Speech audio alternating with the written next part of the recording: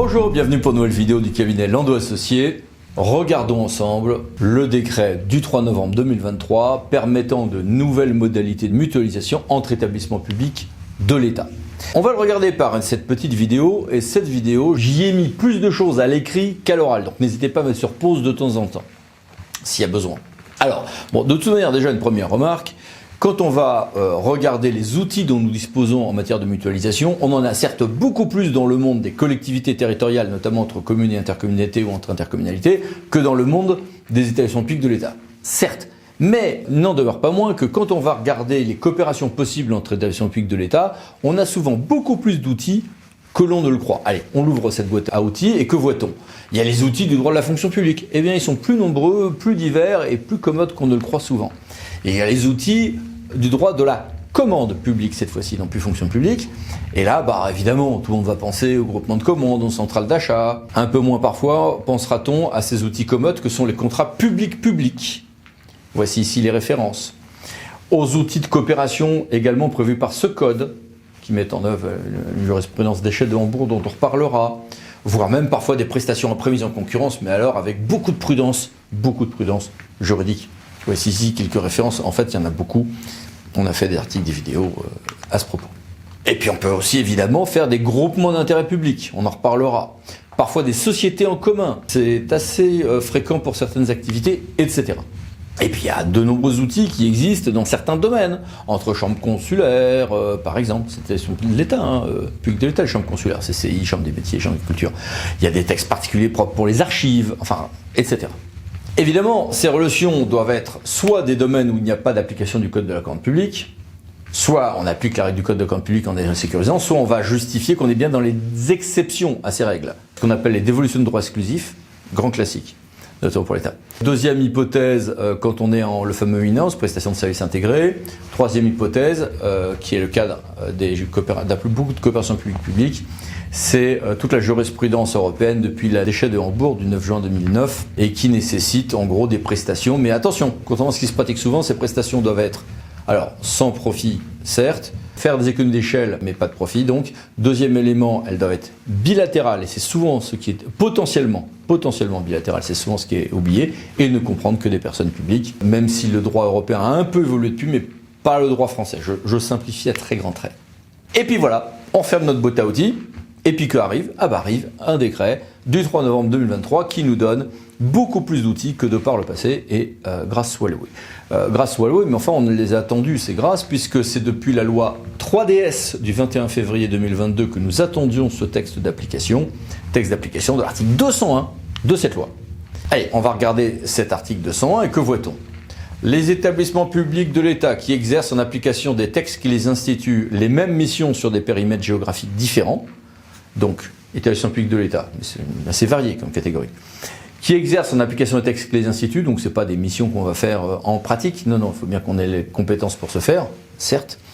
Les mêmes missions, pas des missions analogues, les mêmes, mais sur des périmètres géographiques différents, peuvent alors mutualiser la gestion des fonctions et moyens nécessaires à la réalisation de ces missions.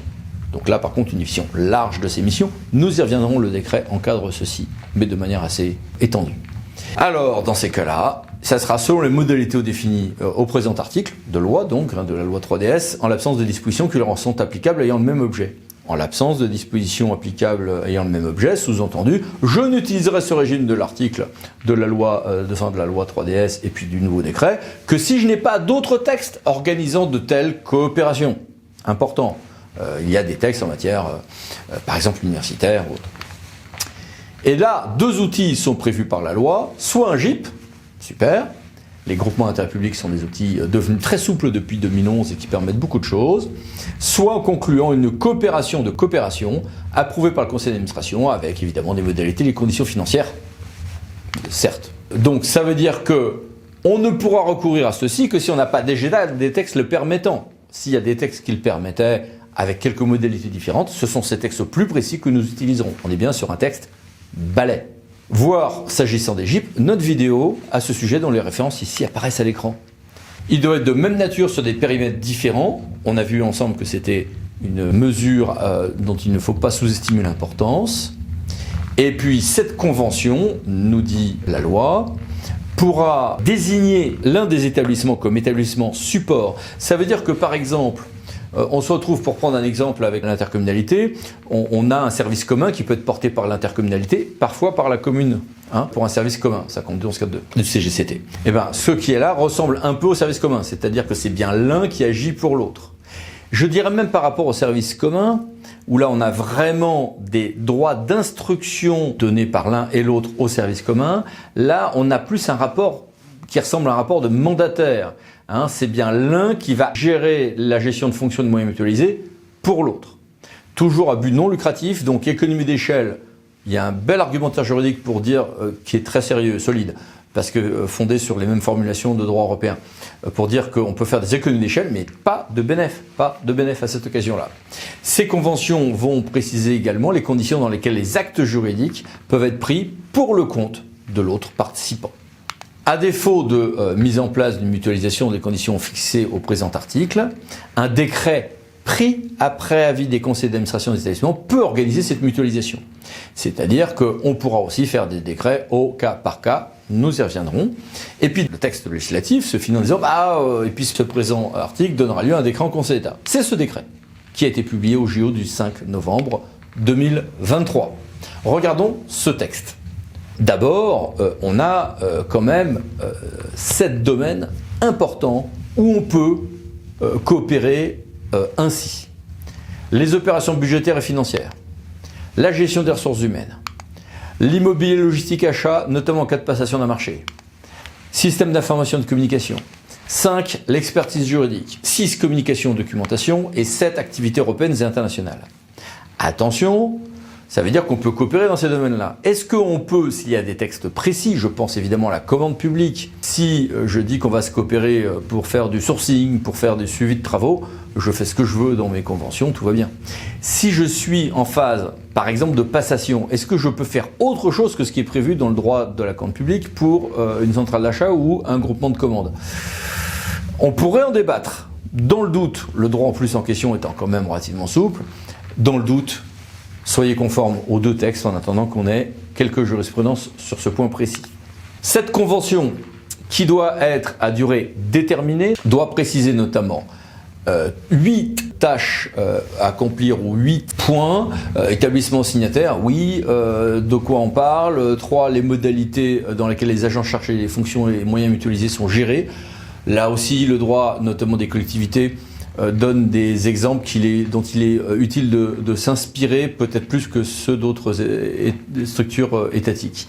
Les actes juridiques éventuellement pris ainsi que les crédits qui sont gérés, les calculs des contributions financières, prévoyez bien d'ailleurs de contradictoire et une base de remboursement de frais pour rester dans l'épure de ce qui est exonéré de concurrence et de publicité. Il y a plusieurs subtilités là-dessus, mais là, ça serait trop long que de les évoquer. Les instances suivies du pilotage et du suivi de l'exécution de cette convention, sa durée, les modalités dans lesquelles elle peut être renouvelée ou modifiée, et les conditions d'adhésion d'un nouvel établissement ou de retrait. Ajouter quelques éléments également sur la gestion des prêts contentieux et sur les éléments de dissolution, notamment sur la répartition d'actifs et de passifs. Ça vous aidera à prévoir le pire. Alors, vous vous souvenez qu'on a ce régime-là, très bien, et puis qu'on peut avoir aussi d'autres régimes sur mesure, mais par décret spécifique. C'est également fixé par ce texte. Et puis, dans les 2 cas, qu'on soit dans le régime de ce nouveau décret ou dans ceux d'éventuels décrets futurs, il faut qu'il y ait une consultation des instances représentatives des agents. Oui, certes, bien sûr. Et qu'il y ait une publication au bulletin officiel du ou des ministères de tutelle. Évidemment, là aussi, bien sûr. Voilà. Allez, bon courage pour la mise en œuvre qui promet d'être assez passionnante, pour laquelle je me permets de suggérer un peu de prudence. Allez, au revoir, à bientôt. Pensez à vous abonner. Bon courage.